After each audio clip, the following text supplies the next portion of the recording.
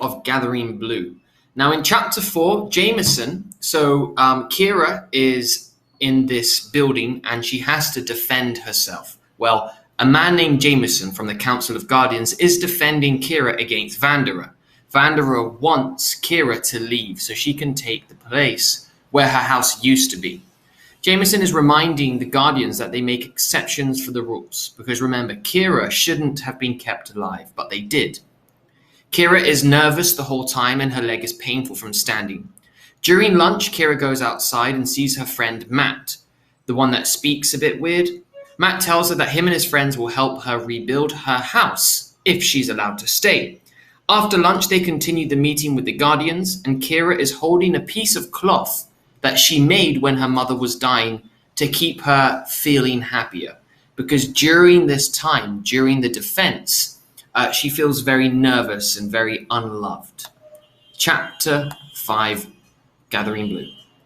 Kira noticed for the first time that a large box had been placed on the floor behind the seats of the Council of Guardians. It had not been there before lunchtime break. As she and Vanderer watched, one of the guards, responding to a nod from the Chief Guardian, lifted the box to the table and raised its lid. Her defender, Jameson, removed and unfolded something that she recognized immediately. "The singer's robe!" Kira spoke aloud in delight. So every year a singer sings a song that tells the story, the history of their community. And if you remember from the last chapter, Kira's mum was the one who had to repair the robe every year. "This has no relevance. It's not important," Vanderer muttered, but she too was leaning forward to see what it was. The magnificent, beautiful robe was laid out on the table in display. Ordinarily, it was only seen once a year, at the time when the village gathered to hear the ruin song, the lengthy history of their people. Most citizens crowded into the auditorium for the occasion, saw the singer's robe only from a distance. They shoved and pushed, trying to get closer for a look. But Kira knew the robe well from watching her mother's meticulous, amazing work on it each year. A guardian had always stood nearby, attentive. Warned not to touch, Kira had always watched, marveling at her mother's skill, at her ability to choose just the right color, the shade. There on the left shoulder! Kira remembered that spot, where just last year some threads had pulled and torn, and her mother had carefully fixed the broken threads. Then she had selected pale pinks, slightly darker roses, and other colors darkening to crimson, each hue only a hint deeper than the one before, and she had stitched them into place, blending them flawlessly into the edges of the elaborate design. So Kira's just remembering a part of the dress from last year that her mother fixed with really nice colors. Jameson watched Kira as she remembered.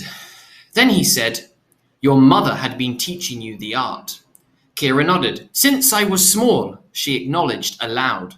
"Your mother was a skilled worker. Her dyes were steadfast. They have not faded." "She was careful," Kira said, "and thorough. She worked hard." "We are told that your skill is greater than hers." So they knew. "I still have much to learn," Kira said. "And she taught you the coloring as well as the stitches?" Kira nodded because she knew he expected her to. But it was not exactly true.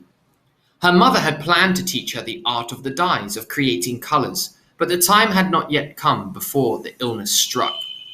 She tried to be honest in her answer. "She was beginning to teach me," Kira said. "She told me that she had been taught by a woman named Annabelle." "Annabella now," Jameson said. Kira was shocked, startled.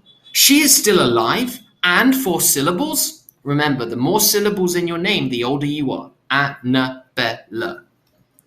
She is very old. Her sight is somewhat diminished. She can't see very well. But she can still be used as a resource." Resource for what? But Kira stayed silent. The scrap in her pocket was warm against her hand. Suddenly Vanderer stood. "I request that these proceedings continue," she said abruptly and harshly. "This is a delaying tactic on the part of the defender." The chief guardian got up and rose. Around him, the other guardians, who had been murmuring among themselves, fell silent. His voice, directed at Vanderer, was not unkind. "You may go," he said. "The proceedings are complete. We have reached our decision." Vandera stood silent, unmoving. She stared and glared at him defiantly. The chief guardians nodded, and 2 guards moved forward to escort her from the room. "I have a right to know your decision," Vandera shouted, her face twisted with rage and anger. She wrested her arms free of the guard's grasp and faced the Council of Guardians. "Actually," the chief guardian said in a calm voice, "you have no rights at all. But I am going to tell you the decision so that there will be no misunderstanding. The orphan girl Kira will stay, and she will have a new role." He gestured toward the singer's roll, still spread out on the table. "Kira," he said, looking at her, "you will continue your mother's work. You will go beyond her work, actually, since your skill is far greater than hers was. First, you will repair the robe, as your mother always did.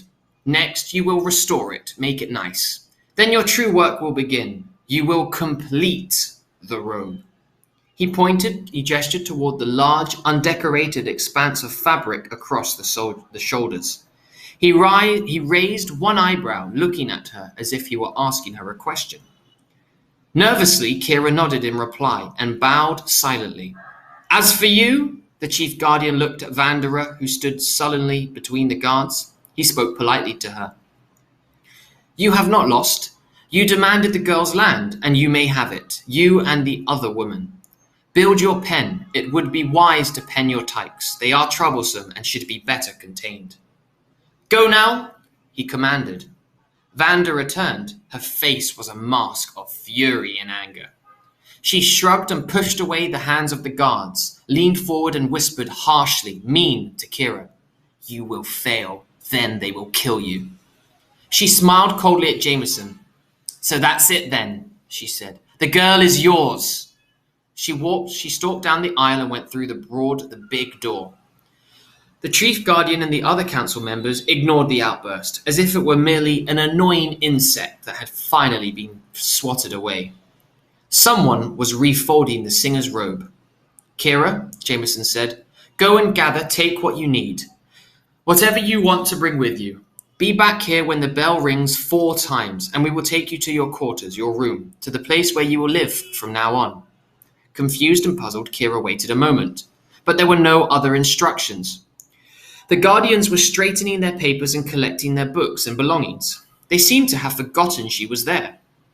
Finally, she stood, straightening herself against her walking stick, and limped and walked out of the room.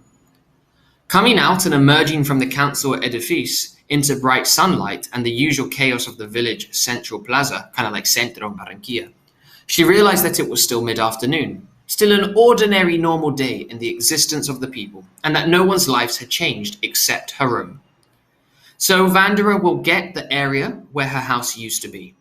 But Kira will stay in the community and they will not kill her.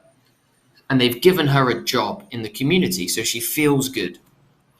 The summer start day was hot. Near the edifice steps, a crowd had gathered to watch a pig slaughtered behind the butchers. After the choice parts were sold, scraps would be thrown. People and dogs would shove and grab. The smell from the thick mounds of excrement, poop, beneath the terrified pigs and the high-pitched squeals of terror as they awaited death made Kira feel dizzy and sick, nauseated. She hurried around the edge of the throng, making her way toward the weaving shed. So it's just describing a man who killed a pig and is throwing the body parts of the pig at people to eat or that want to cook them. "You're out! What happened? Do you go to the field, to the beasts?" Matt was calling to her in excitement. So she's at the weaving shed where they make nice designs and dresses and things. Kira smiled. His curiosity appealed to her. It matched her own, and behind his wild and craziness, he had a kind heart, she thought. She remembered how he had acquired his pet, his little companion dog. It had been a useless, homeless, stray dog, underfoot, scavenging everywhere for food. On a rainy afternoon, it had been caught and thrown by the wheel of a passing donkey cart. It was badly injured. The dog lay bleeding in the mud and would have been left to die unnoticed. But the boy hid it near a nearby shrubbery until its wounds had healed and mended. Kira had watched from the weaving shed each day as Matt stealthily crept in to feed the animal while it lay healing. Now the dog, lively and in good health, despite a tail as crooked and useless as Kira's leg, it stayed constantly at Matt's side. He called it Branch, named for the small tree parts he used to splint its damaged tail. I'm sorry that you can hear this outside, but this always happens. So she's describing how Matt, the boy that speaks a bit differently, that maybe is from a poorer area, how he's such a nice, kind young man, that he took care of a dog that was dying, that no one was going to help. Kira reached down and scratched the homely mongrel behind his ear, the dog. "I'm let go," she told the boy. His eyes widened, then he grinned. "So we still be getting stories? Me and my mates?" he said with satisfaction. "I seen Vanderer," Matt added. "She come out like this." He scampered to the steps of the edifice and stalked down them, face angry, haughty. Kira smiled at the imitation. "She be hating you now for certain," Matt added cheerfully and happily. "Well, they gave her my piece of land," Kira told him, "so she and the others can make a pen for their tykes, the way they wanted. I hope you didn't already start making a new cot for me," she added, remembering that he had offered. Matt grinned. "We didn't start yet," he said. "Soon we would have, but if you be sent to the beasts, then there'd be no need." He paused, rubbing Branch, the dog, with his dirty bare foot. "Where you to live, then?" Kira slapped at a mosquito on her arm. She rubbed at the little smear of blood from its bite. "I don't know," she admitted. "They told me to come back to the edifice when the bell rings 4 times. I'm to gather my things." She laughed a little. "I don't have much to gather. My things were mostly burned." Matt grinned. "I saved you some things," he told her happily. "I filched them from your cot before the burning. Didn't tell you before. I waited to see what be happening to you." Down the path, beyond the pig slaughter, Matt's mates called to him to hurry and join them. "Me and Branch must go along now," he said, "but I be bringing the things to you when the bells go 4. To the steps, aye?" "Thank you, Matt. I'll meet you at the steps."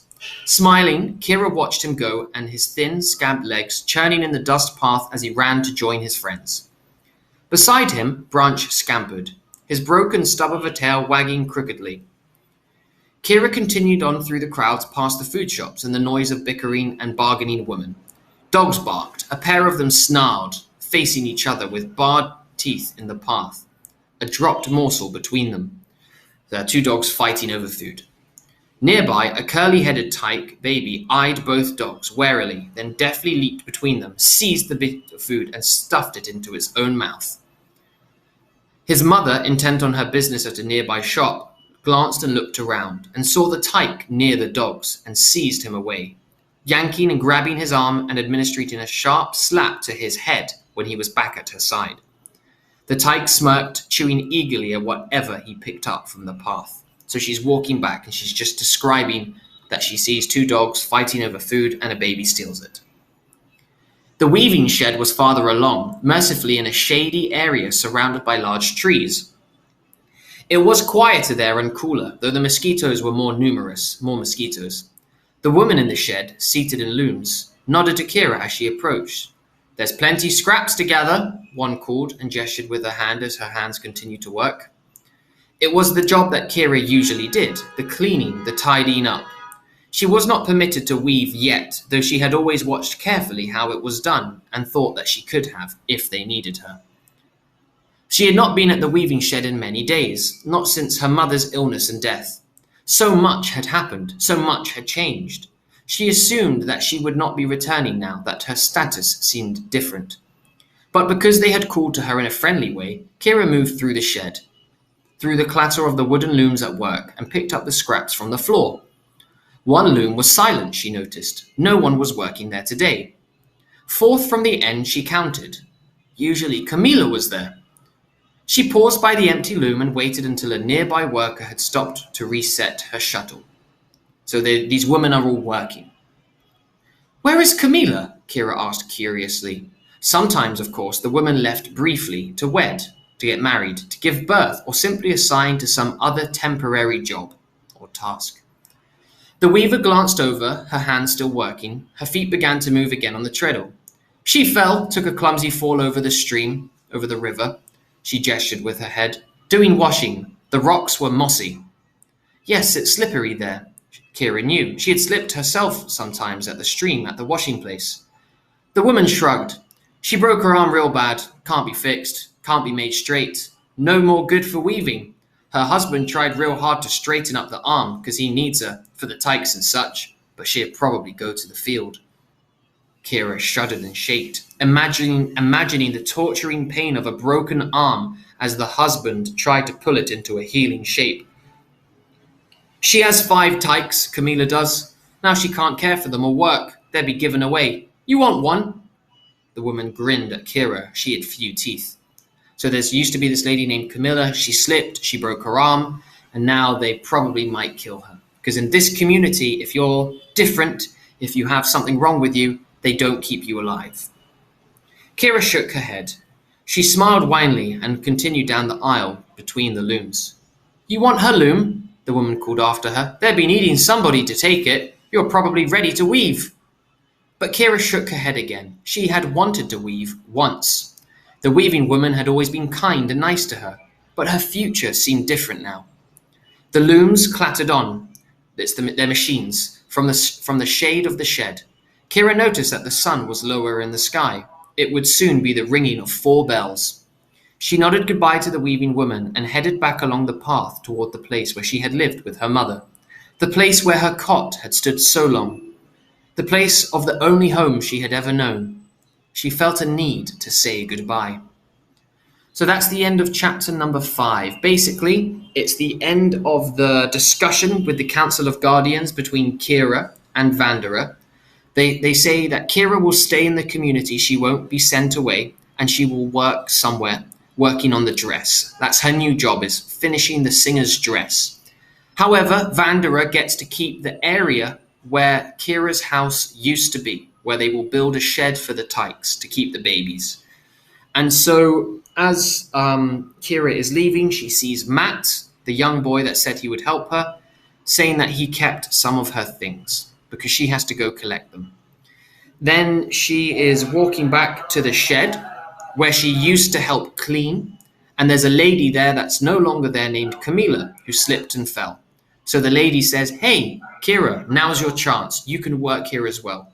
But Kira knows her future will be different now. That's the end of chapter